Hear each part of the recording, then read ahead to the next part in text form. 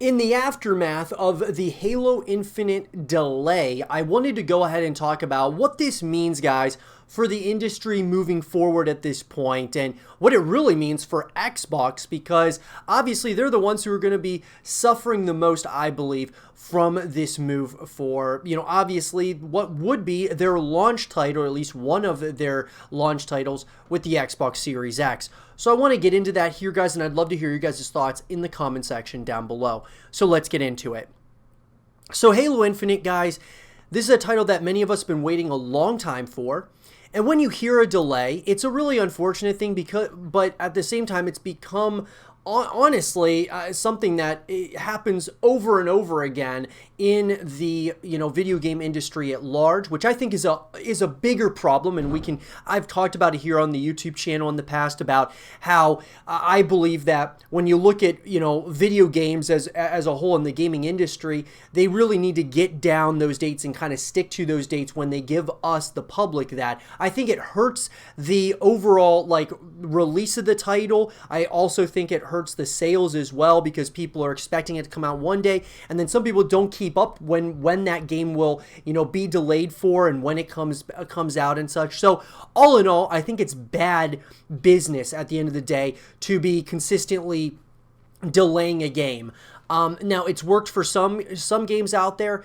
Typically speaking, it's usually a good thing from the standpoint of the quality of the game. So when you see a delay happening, let's just give, for example, The Last of Us Part 2 was delayed.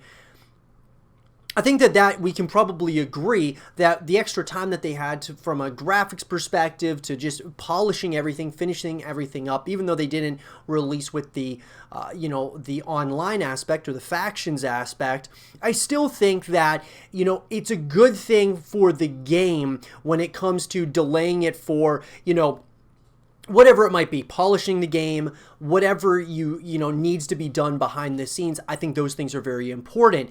But all in all, from a business perspective, I think it actually hurts it in the long run, just because, this was going to be a launch title, that being Halo Infinite was going to be a launch title, that's first of all, which is, it's bad for business that it's being delayed, because it tells you that the game's not ready.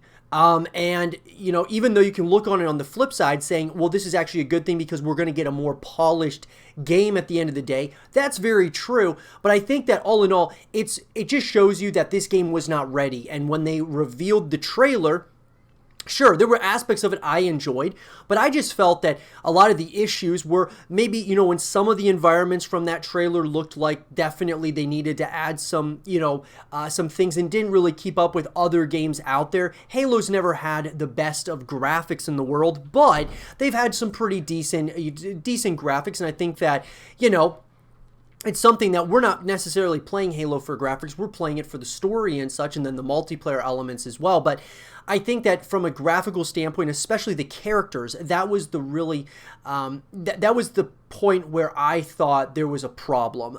The characters, Master Chief looks great, but the brutes, jackals, grunts, all these different enemy characters, just it didn't look up to what the standards are right now, especially being shown on the Xbox Series X, the very powerful machine that it is going to be. It's not good, right? It's not a good look. This isn't a good look that Halo is being delayed in the first place, because it was supposed to be a launch title. I'm going to kind of play devil's advocate here, why this actually, even for Xbox, might, you can kind of look at it and think to yourself that maybe this actually kind of tells you Xbox's overall vision for the Xbox Series X is not to sell the consoles. Obviously, they're projecting selling, as many of the consoles as possible, but they're looking at it from the perspective, in my opinion, that they are trying to get you to sign up for Xbox Game Pass. They would rather you sign up for Xbox Game Pass than to necessarily go out and buy a new console. So whether they lock you in on the Xbox One or on the Xbox Series X, they're trying to get subscribers on the Xbox Game Pass, which, by the way, is the best gaming service in the entire industry, and it's not even close. I've said this many times on the YouTube channel that Xbox Game Pass is the Netflix of gaming. I believe the long-term vision for Xbox Game Pass is kind of like Netflix. It is to eventually have all Xbox original games and exclusive titles on it. So you get Xbox Game Pass, and then you're able to play hundreds and hundreds of Xbox owned exclusives. And that's why they've gone out and bought a bunch of other, developers, companies and such. And so I believe, though, that Xbox is thinking to themselves, look, we're going to take a hit here. But we're also thinking that, even though we're going to take a hit, the game will be better.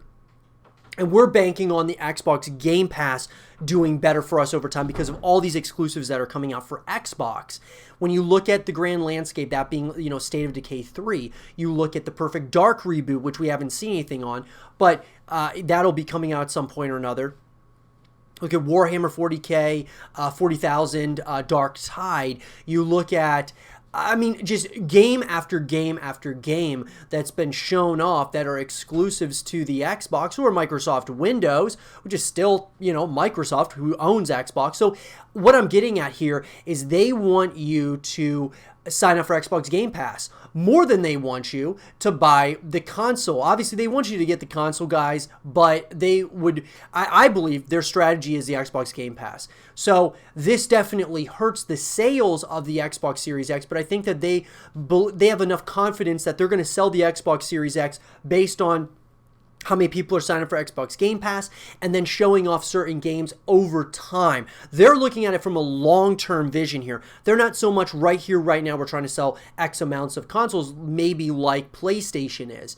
And so I think that being that Halo Infinite did get delayed, it does really hurt Xbox in my personal opinion. But I do think it's actually, if you think of it from a long-term perspective, I think it's actually Xbox is going to be in a better place because they'll have a better Halo game. On top of that, Xbox Game Pass, I think that is the future here of gaming. Sure, PlayStation's probably going to have something like Xbox Game Pass down the road. The same thing with, even Nintendo probably. But if they allow Xbox to get pretty far ahead with this, they're going to be, like Netflix and everybody else trying to catch up, like Disney Plus is, and, of course, like all the different other streaming platforms, they're trying to catch Netflix. And so that's what I'm getting at here, guys. I think it's a long-term approach for Xbox. But let me know what you guys think in the comment section down below. Halo Infinite being delayed, what do you think? Is it all doom and gloom for Xbox, or do you think there might be some things within this whole, announcement of the delay that actually may be a good thing? Let me know what you guys think. And for more Halo Infinite content and videos, stay here with Zero TV.